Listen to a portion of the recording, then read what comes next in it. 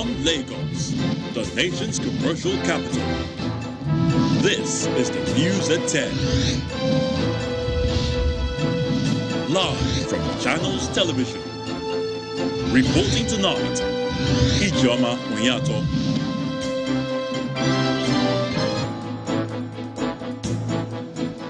Hello and welcome. Candidates of 13 political parties signed agreement to ensure violence-free conduct of the governorship election in Osun State on Saturday.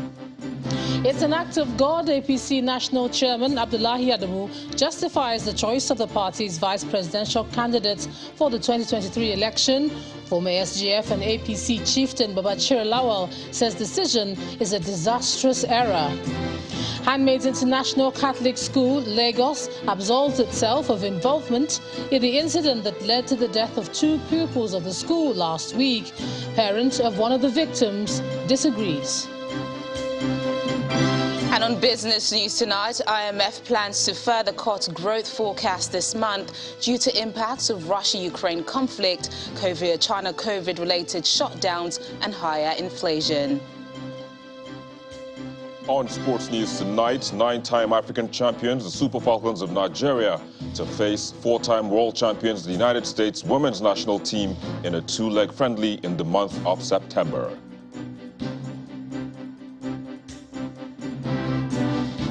And from Abuja, the fight against insurgency in the northeast and Lake area gets a boost as a multinational joint task force receives operational equipment worth billions of naira from the African Union. And in international news from London, Sri Lanka's Prime Minister has made a televised address in which he said he's ordered the military to do whatever is necessary to restore order.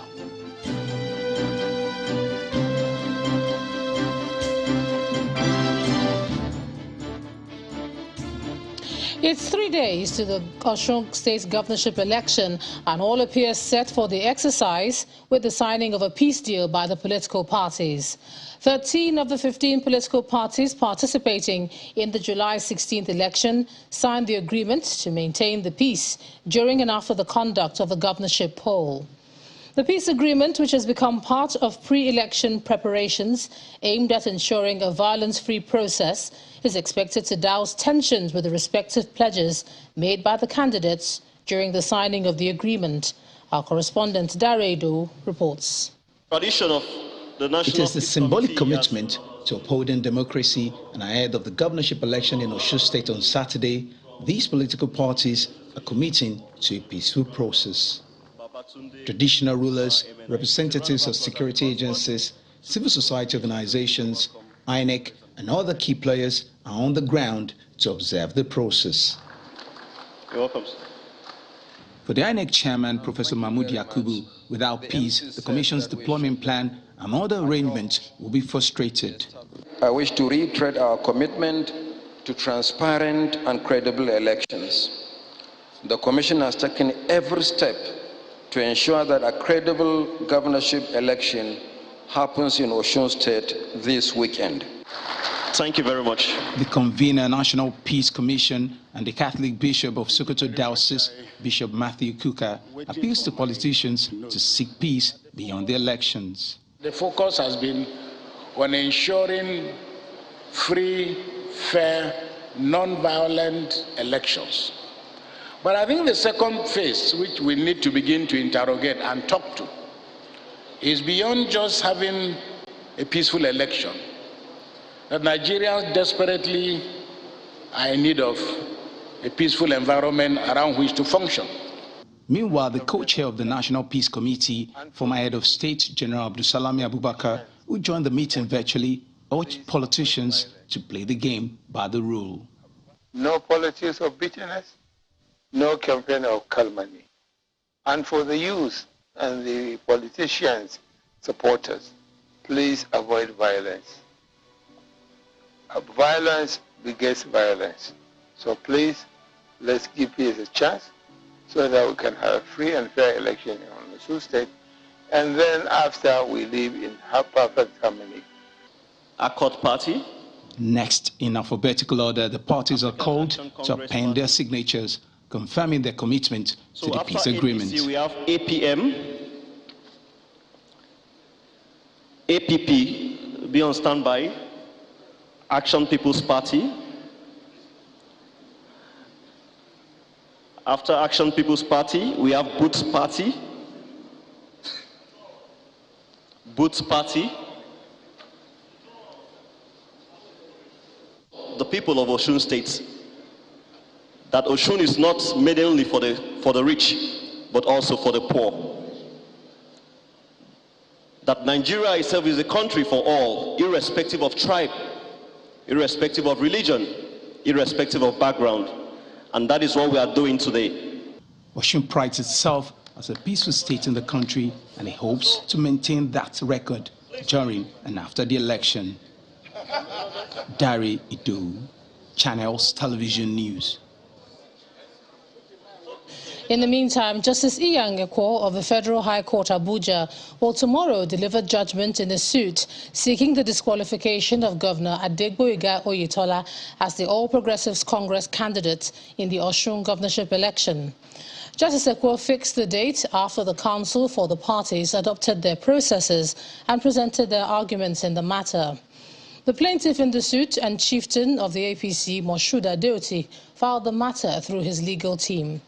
Mr. Adeoti, who was an aspirant in the February 19th Osun APC governorship primary in the originating summons, prayed the courts to nullify Governor Oyetola's candidacy on the grounds that he contested in the poll as a member of the party's Caretaker, Extraordinary and Convention Planning Committee.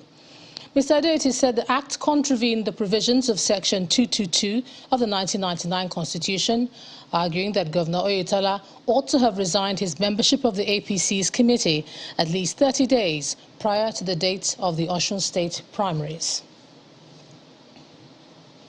And as the controversy over the choice of the vice presidential candidate of the All Progressives Congress rages, the party's national chairman has described the Muslim ticket as the work of God, saying Christians have nothing to fear. Senator Abdullahi Adamu stated this when he led the APC National Working Committee on a courtesy call to the president at his residence in Daura, Katsina State. He explains that the visit was to brief the president on what transpired in Osun State yesterday during the APC governorship campaign finale. Exactly what happened today again. The fact of the matter is, God doesn't do anything in vain. God must have reason for having two of us, or two major persuasions, religious persuasions, to be in this country. And each of these groups have got people who have reason to believe they have a stake also. We've had time when Christians led this country. We've had time when Muslims not in the country. We can't deny that fact. We can't have what we want at a point in time, all of us agreeing to one thing.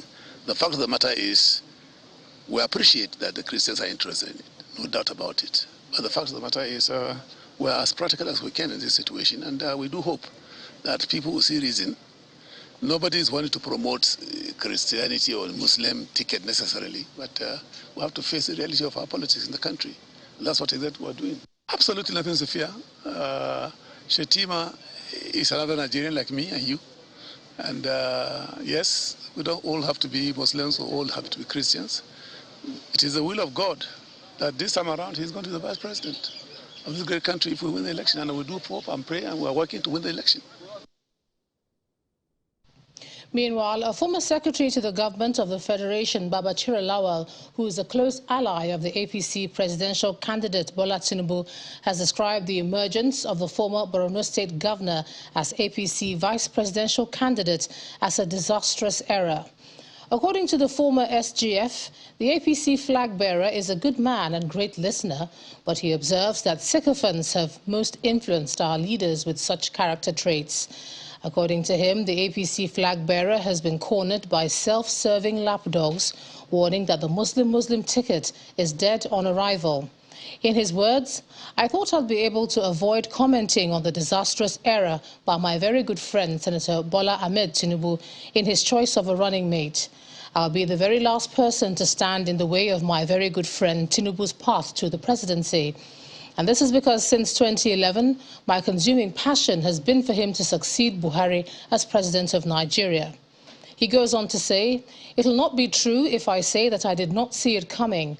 I have often read his body language, picked up snippets from several discussions, and I have conveyed my reservations to them against the pitfalls of a Muslim-Muslim ticket towards which I sensed they were drifting. As a solution, he says, Chief Tinubu should be compelled by whoever can do so to rescind this decision. He urged the president to exercise his powers as the commander-in-chief and as the APC leader to revoke this nomination, and that the APC national chairman should refuse to sign the nomination forms if not rescinded. Meanwhile, former Vice-Chancellor of Plateau State University, Professor Duncan Shenny, one of the signatories of the anti-Muslim ticket statement issued by the Northern Christians of the All Progressives Congress, has been warning against the dangers of going along with a Muslim ticket. Professor Shenny explains that the multifaceted nature of Nigeria demands inclusion of both religions in order to approach the nation's problems from a broader perspective. He was a guest on our program, Politics Today. Nigeria is multi-religious, is diverse. Why can't we get different people of different both religions, ethnicity on the table so that we can see the matter, whatever we're discussing, from different point of view? Why do we narrow ourselves that there must be only from one form of religion? In 1993, the issue of MK Abiola and Babangana Kingibe were of the same religion, Muslim ticket. And it never mattered. Why does it matter this time? It matters because we never had a president, Abiola, nor a vice president, Kingibe, anywhere. Do we want to repeat the same problem that happened there? Let the election be annulled next year? Is that what we want? On what basis would the election be annulled? We never knew that would be annulled. Now, can you, from 1993 to now, and particularly the last 5 years or 6 years, thereabout, how many Christians have been killed? How many people have been displaced? The thing has reached a level to the grassroots. If there was a punitive measure for the kind of things that is happening in the country, maybe there will be a difference. During the army, when the army was in charge, there was that punitive measure if something went wrong.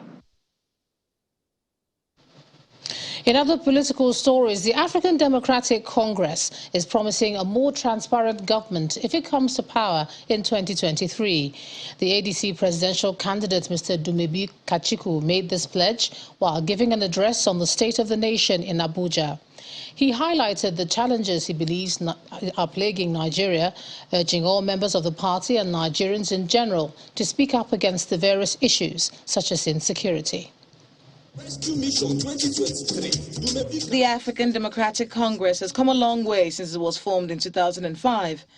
The party had 5 members in the Nigerian National Assembly in 2015, and as the 2023 elections draw closer, this gathering of party loyals is a platform for the party leadership to intimate Nigerians on its party mantra for 2023. Its national chairman states that the party is on a mission to rescue Nigeria. ADC, we are setting trends. We are showing how a party should be run and how a country should be governed. And if you're in opposition, how to deal with it. And for other contestants who are here, people who are running for the state governors, please, if things are not going well in your state, deal with it. Speak out. Making his way for an address on the state of the nation is the party's presidential candidate, Mr. Dumebi Kachiku.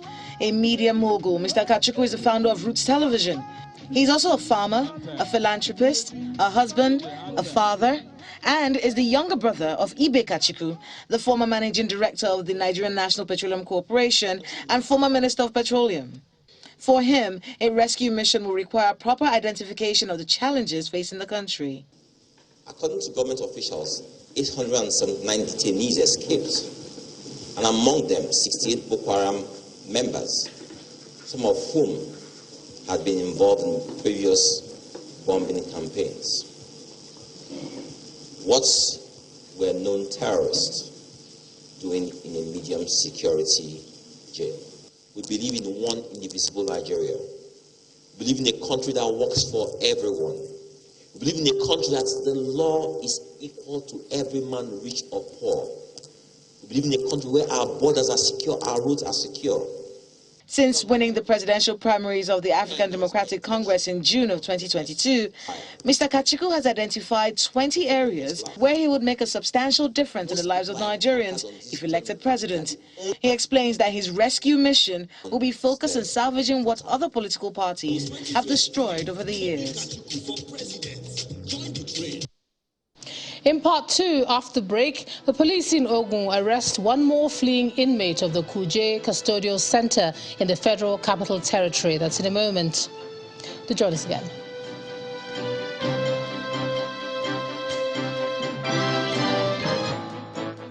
Whether you...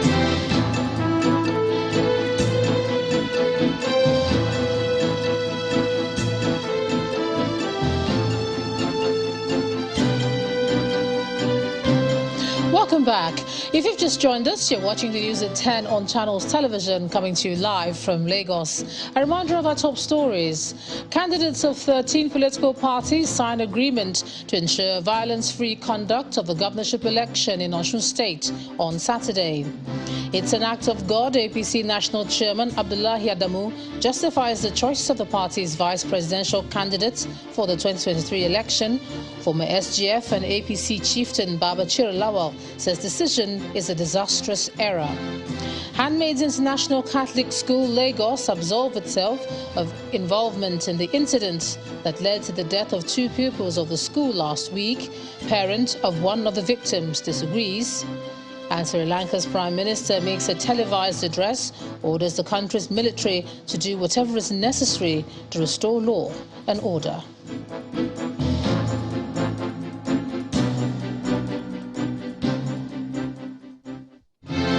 The President has officially been accredited by the National Population Commission at his country home, Daura, in the first phase of the 2023 National Population Census.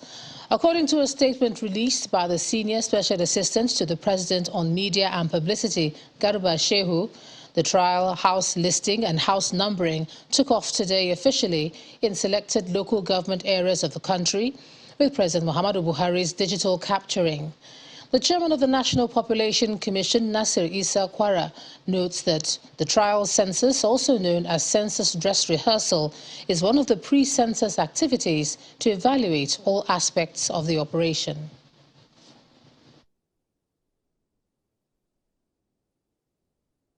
The President graciously approved the conduct of census, National Population Housing Census, in April 2023. And part of the preparatory activities is the enumeration identification, which we have done. We have also done first and second census pretest. What we are doing now is the trial census, which is the dress rehearsal. And it is ongoing throughout the country. Here in the northwestern geopolitical zone, we have chosen Katsina State to do full-blown local government census. Where we are now is President Muhammadu Buhari enumeration area in Daura. And in the enumeration area, his house is, the president's house is number 1. So what we have done today is to do the house numbering and household listing, which the president graciously agreed, and he provided the information. And this is to showcase to Nigerians that it is an important exercise and everybody should embrace it. Security, where the police in Ogun State say they've arrested one of the inmates who escaped from the Kuje Custodial Center last week. The spokesperson of the State Police Command, Abimbola Oyeyemi, explained that the fleeing prisoner, 28-year-old Yakubu Abdulmumuni, was arrested following intelligence received by the Songota Divisional Headquarters that he was sighted there. He is said to have confessed to the police that he escaped from the Kuje Correctional Center on July the 5th, 2022, when it was attacked by terrorists. Abdul Mumuni was also said to have admitted to being convicted by the Kogi State High Court for an offence of conspiracy and culpable homicide before being sent to the Kuje Correctional Centre. Meanwhile, the Commissioner of Police, Lanre Bankole, has ordered the State Criminal Investigation Department to facilitate the transfer of the convict to the Correctional Centre with immediate effect. We cross over to Abuja now. Here's Markwe Ogun Yusuf. Markwe. Hello, Ijoma. Now, while the state is making efforts to bring back the escapades, the fight against insurgency has also received a boost as the African Union has presented the troops of the multinational joint task force fighting the Boko Haram and Islamic State of West African province insurgents, armored personnel carriers and other operational vehicles and equipment worth billions of naira in the northeast. Receiving the equipment at the Mai Malari cantonment in Maiduguri, the Borno state capital, the force commander of the MNJTF, Major General Abdul Khalifa Ibrahim, explains that the donation is facilitated by the Lake Chad Commission following his visit to the AU Logistic Base headquarters in Douala, Cameroon. The commander of the multinational joint task force, accompanied by the theater commander of the military's Operation Hadinkai, inspect some items donated by the African Union to boost the fight against insurgency.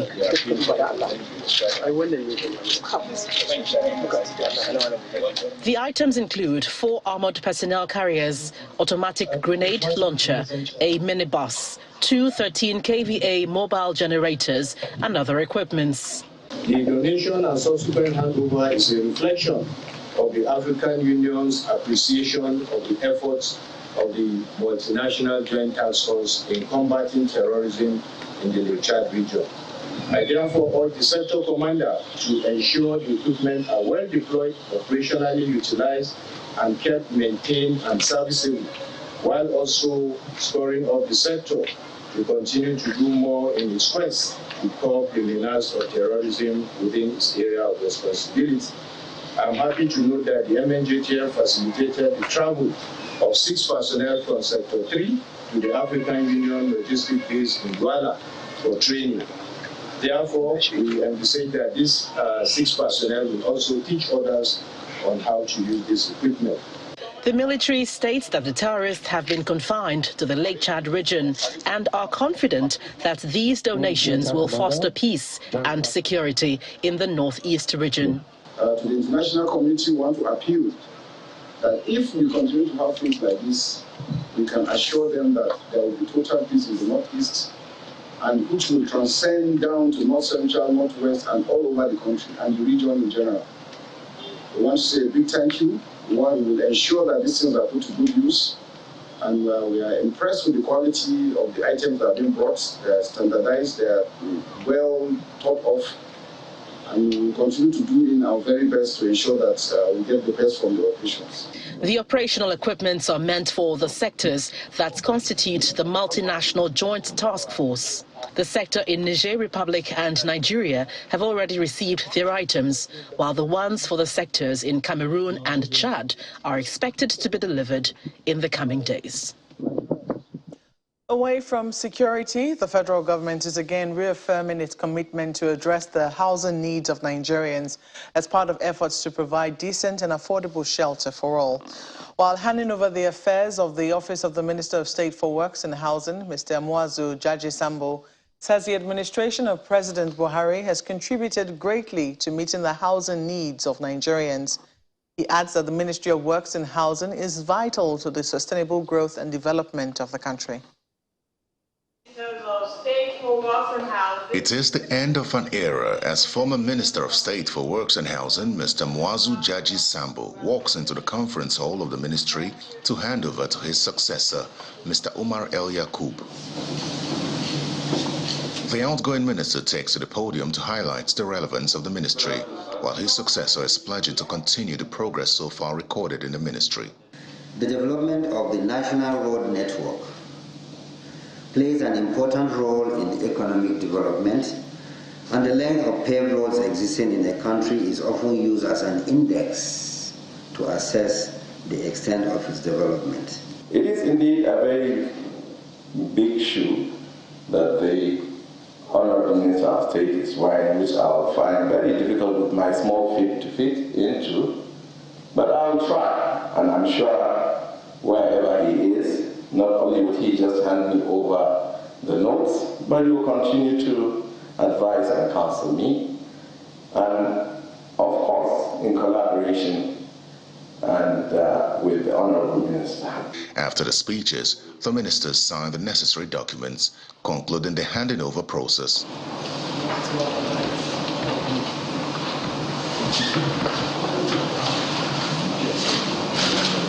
After the handing over ceremony, the former minister applauds the administration of President Muhammadu Buhari in addressing the housing needs of Nigerians. The federal government has, since the inception of this administration, introduced a robust program of national housing across the 36 states and the Federal Capital Territory. The minister then proceeds to his new post at the Ministry of Transportation. Yes, exactly. At the brief ceremony, the outgoing Minister of State for Transportation hands over to the substantive minister and speaks on her stay in office. I give thanks to Almighty Allah and I give thanks to the President for the opportunity to serve. I believe that I'm not the best person to ask for that. I think I leave that for the history books to judge me on my performance, but the most important thing was I believe I did the best that I can to contribute to the development of the transportation sector. The new ministers have their jobs cut out for them, as they have between now and May 29, 2023, to fulfill their mandate in office. Still ahead on the news at 10, the IMF plans to further cut the forecast for global growth this month owing to impact of Russian invasion of Ukraine, China-related shutdowns and higher inflation. That's some business news. Do join us again.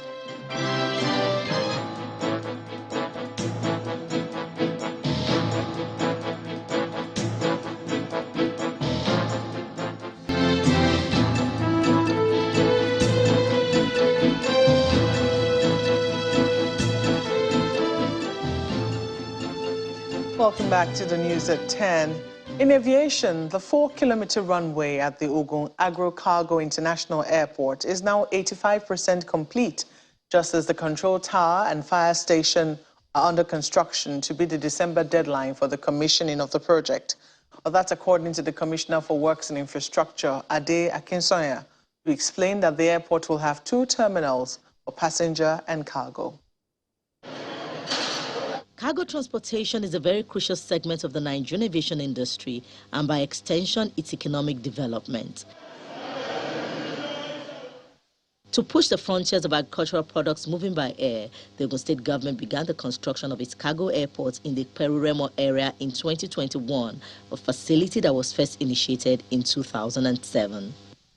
Since the governor of Ogun State came on board, one of his programs was economic prosperity, individual prosperity for the people of Ogun State. And this project was identified as one of those enablers that can lead to economic prosperity in Ogun State.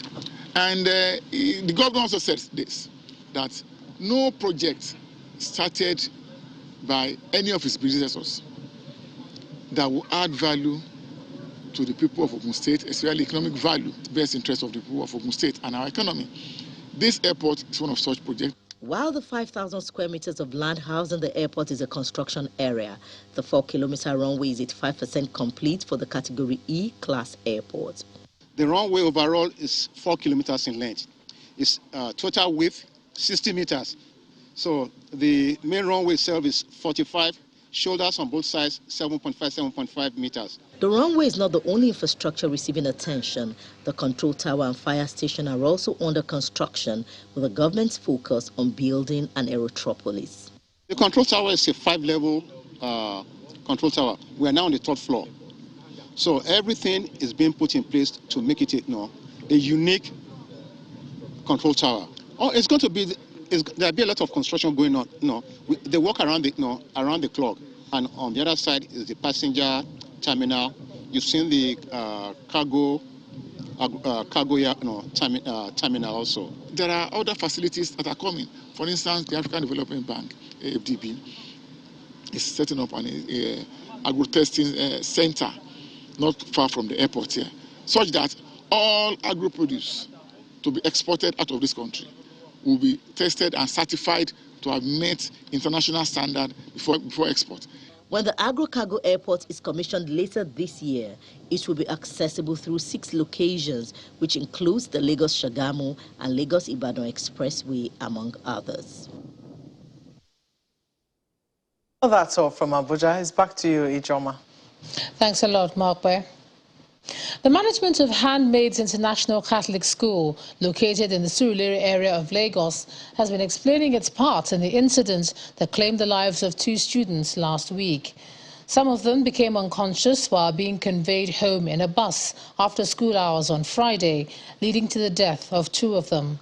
But the management claims that the school is not involved in the transportation of students to and from the facility, but rather a private arrangement was made by the parents of the students for their transportation. A day after the Salah holiday, the very busy drop-off car park for parents of Handmaids International Catholic School, Aguda, is empty. Few parents with no prior information are turned back from the gates. They're shut because of the death of 2 pupils while on their way back home on Friday. Within the school walls, staff members prepare for a funeral mass for the pupils, while a 3-day mourning period has been declared by the management. These 2 members of staff of the Quality Assurance Department of the Lagos State Ministry of Education have come on a fact-finding mission. Speaking off camera, the head teacher, Reverend Sister Mary Okolo, explains that Catholic schools in Lagos do not operate school bus service and drop-off arrangements are made by parents. After 6 years of waiting, A claim the victim's parents disagree with. They got flat tire. This man locked them up, wine everywhere up. That all of them were shaking, shivering. He said he saw the brother was shaking. He said he told the driver, he said, Uncle Mandela, I don't know what is happening to these kids. All of them were shouting, my head, my head, my head, my head. This man said he thought they said they were joking, that they were acting. But they are the one that gave me the contact. They are the one that said that they verified. They have his food data. They said they have his food data. How can they now overnight and denied me a whole Catholic school? A whole Catholic school. None of them, no Reverend Father, none of them, no school management, except that one they came on Saturday to ask me, as if it's cockroach that died. I can imagine the pains that I myself did not lose any of my children is going to compare to her own. But I took them to hospital. Today my little baby will complete her injection because according to doctor, he said that why her stomach have been paining her is that inhaled carbon dioxide. And that is the cause of the bigger boy vomiting. That those are the symptoms of the suffocating. Meanwhile, the driver of the bus, who is the main suspect, has been transferred to the state CID Fanti, and the police say they will press charges when the result of the autopsy is released. We intend to charge the driver to court because what he did was is an act of gross negligence which led to the death of these pupils. And we are hoping, we haven't got to that point yet, but that's our plan, and we're hoping that the parents too will be on board to be prosecution witnesses, because that will help us secure the conviction that is much needed for this. The case may serve as an eye-opener for parents and school operators to make adequate arrangements for pick-up and drop-off of their wards to prevent a repeat of this ugly incident. Very tragic indeed. Now, saving money in the bank helps navigate tricky situations and meet financial obligations as well as build wealth. Financial services provider Stanbic IBTC Bank PLC is seeking to promote this culture by rewarding new and existing customers through the Reward for Saving promo. The promo, which is in its second season, produced 7 winners of 1 million naira each in the quarterly draw and 70 winners of 100,000 naira each in the monthly draw. Saving money in the bank helps navigate tricky situations, meet financial obligations, and build wealth. Financial services provider Stanbic IBTC Bank PLC is seeking to promote this culture by rewarding new and existing customers through the Reward for Saving promo. The promo, which is in its second season, produced 7 winners of 1 million naira each in the quarterly draw and 70 winners of 100,000 naira each in the monthly draw. These prizes, which come as cash, into their accounts, we encourage them to, they can meet some of their immediate needs, But beyond that, we encourage them to invest, It's something that you have received, maybe a bit out of your regular inflow. Don't spend it all, Invest in something, invest in mutual funds, invest in various other products that we have. If you reach out, we have a rich basket of investment tools, investment options that customers can take. So I encourage them not to spend it all. So if you make a deposit of 10,000 naira into your existing account, or you reactivate your existing account and make it minimum of 10,000, or you're a new account holder and you deposit 10,000 into the account, you qualify for the monthly draw. Now, that's not the only time you qualify. You also qualify multiple times if you make additional deposits into your account. By the end of the campaign, 840 customers from the 6 geopolitical zones of Nigeria would have been rewarded. I'm saying thank you, and I'm also telling the world that it is real, that Stanbic is one of the best banks so far. So people out there who have not opened with Stanbic Bank, if we need to come and open an account, because even before opening the account, I've been hearing good things about the bank. So I just decided, okay, let me just be, in the line. Stanbic IBTC Bank PLC says it's committed to prioritizing its customers' financial well-being as well as boosting a positive saving culture in Nigeria. For the rest of the business news, here's Teniola Shobowale. Banking so easy, so simple. Dial *894# now to experience it. You first, First Bank.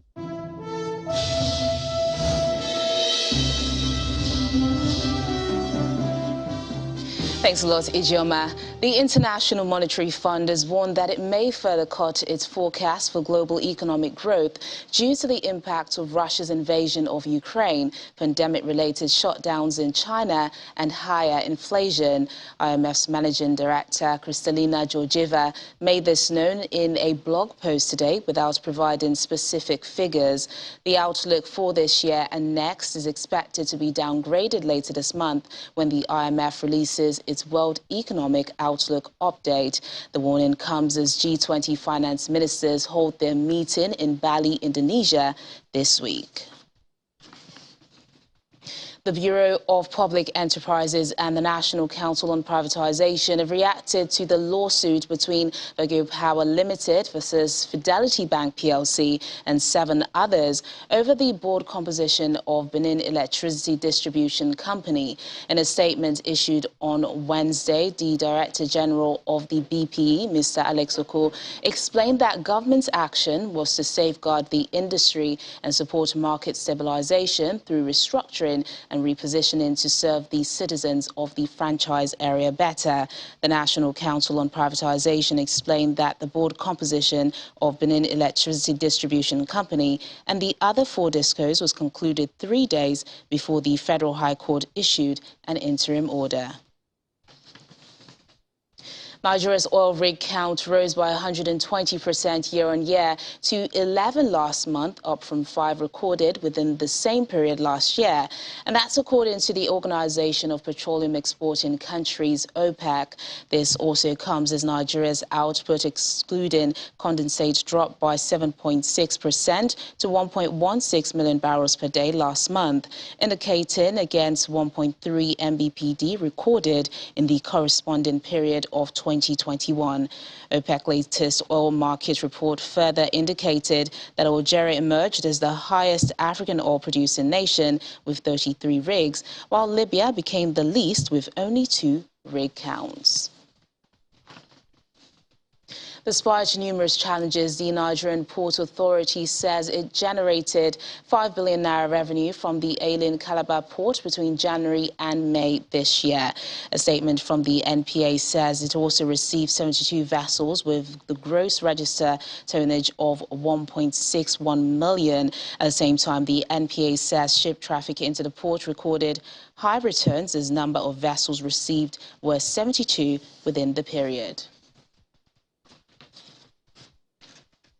Let's check in on the stock market now. Will Ibong tells us more.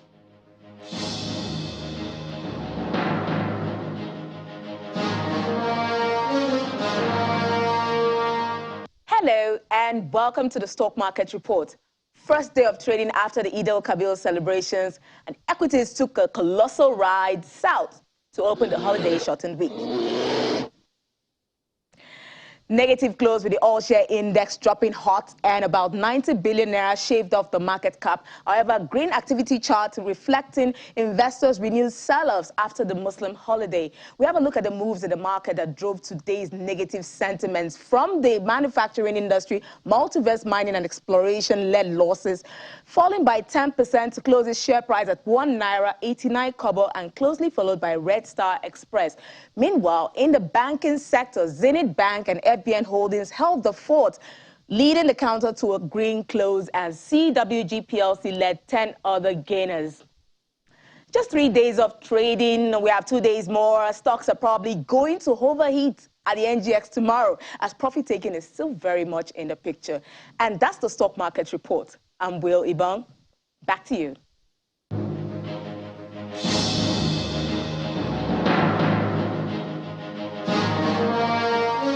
Thanks a lot, Will. Meanwhile, let's find out how global equities markets closed midweek trading session.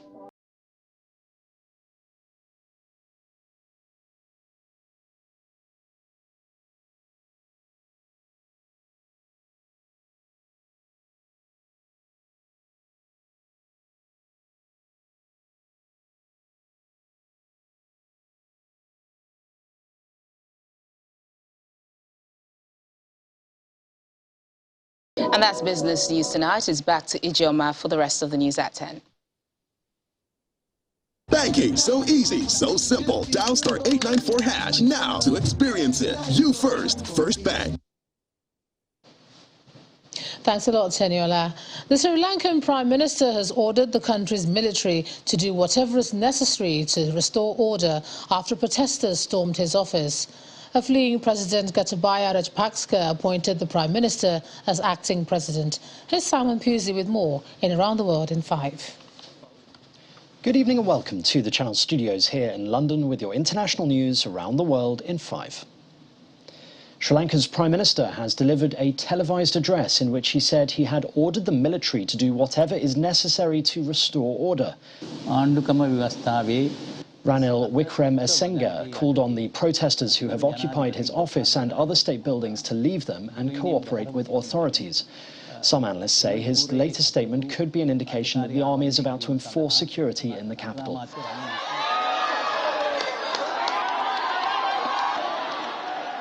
It's after protesters stormed his office after a standoff with armed police. There were scenes of jubilation among the demonstrators who held a Sri Lankan flag aloft from one of the balconies of the building. President Gotabaya Rajapaksa fled the country to the Maldives overnight on a military jet. The protests follow weeks of unrest as Sri Lankans struggle with daily power cuts and shortages of food, fuel and medicine. US President Joe Biden has arrived in Israel at the start of a landmark regional tour, which will include a controversial visit to Saudi Arabia. I'm proud to say that our relationship with the State of Israel is deeper and stronger, in my view, than it's ever been. It is his first trip to the Middle East since taking office. Mr. Biden will also meet the Palestinian president, as well as Israeli and Saudi leaders. Palestinians have expressed frustration that the US has not done more for them since his presidency began in 2021, but the main focus will be on his Saudi trip due to tensions over human rights. British Prime Minister Boris Johnson has said he would be leaving soon with his head held high, a week after he was forced to resign after losing the support of key government ministers and lawmakers. It's perfectly true that I leave not at a time of my choosing. Speaking during Prime Minister's questions in Parliament, Johnson joked about looking for a new job and that vacancies are at an all-time high. He also said the Conservative Party would unite around the winner of the leadership contest to replace him.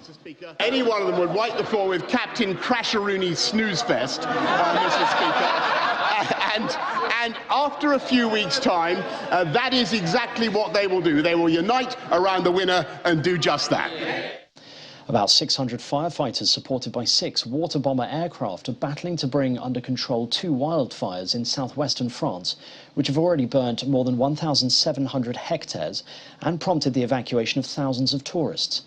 Amateur time-lapse footage shows black smoke billowing as 2 fires raged in the southwestern town of Landiras, where roads have been closed and 500 residents evacuated, with the blaze already having burnt more than 1,000 hectares. It has also led to the preventative evacuation of 6,000 people. Firefighters in Spain have also been battling a blaze in the western region of Extremadura. The wildfire has already burnt through 3,500 hectares as the country swelters in a heatwave. Soaring temperatures on the Iberian Peninsula has pushed temperatures up beyond 40 Celsius in some places. In Portugal, half of the country is on red alert due to the extreme heats. And finally, scientists have taken 2 surfboards in Barcelona to study microplastic pollution in shallow areas inaccessible to oceanographic research ships. Mounted on paddle surfboards or kayaks with special trawling nets attached to them, scientists and volunteers crisscross the shoreline waters just off Barcelona's beaches to bring back unsightly packs of algae mixed with tiny pieces of plastic. Born in the University of Barcelona in 2020, the Surfing for Science project has now expanded from Catalonia's Mediterranean coast in Spain's northeast to the Atlantic coast of the Basque Country in the northwest. Experts and activists at last month's UN Ocean Conference warned that plastic pollution was a major threat to marine life and humans. 11 million tons of plastic end up in the ocean each year, and that could triple by 2040 unless production and use of throwaway containers are reduced. And that's your international news around the world in 5. Now back to the Channel studios in Lagos.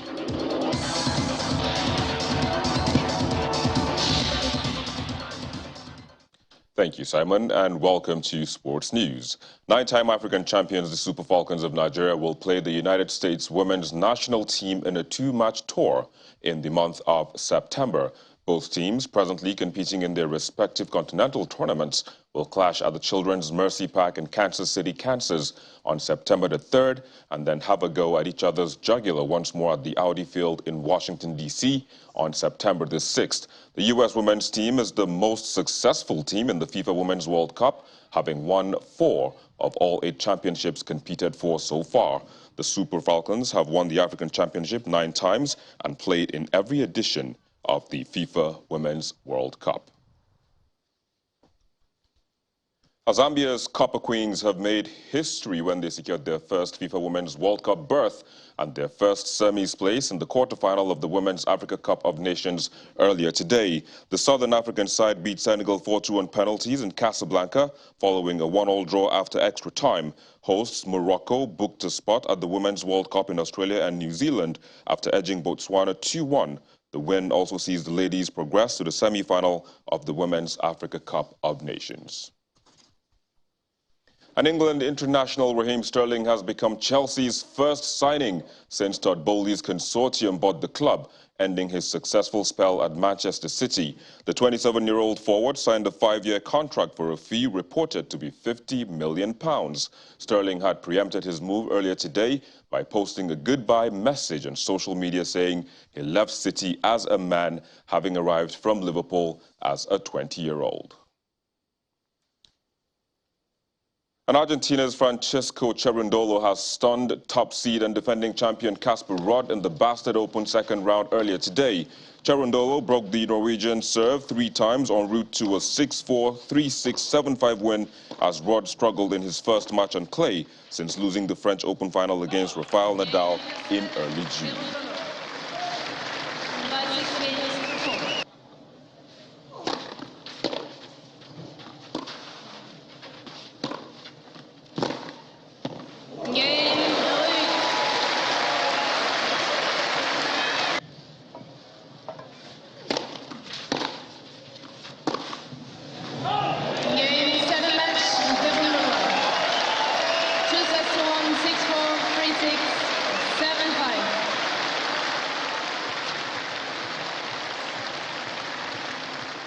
And it's game, set, and match as well on Sports News. It's back to Ijoma with the rest of the news at 10. I'm Victor Matthias. Thank you for watching. Thanks a lot, Victor. And the main news again. Candidates of 13 of the 15 political parties participating in the Osho State governorship election today signed an agreement to ensure a violence-free conduct of the exercise on Saturday. The agreement has become part of pre-election preparations aimed at dousing tensions during the polls. Also today, the APC National Chairman Abdullahi Adamu justified the choice of the party's vice presidential candidates for the 2023 election, just as the former AGF and APC chieftain Babachir Lawal described the decision as a disastrous error. And Sri Lanka's Prime Minister today made a televised address in which he ordered the country's military to do whatever was necessary to restore law and order in the nation. That's the news at 10 tonight. Thanks a lot for staying with us. I'm Ijoma Onyato. Good night.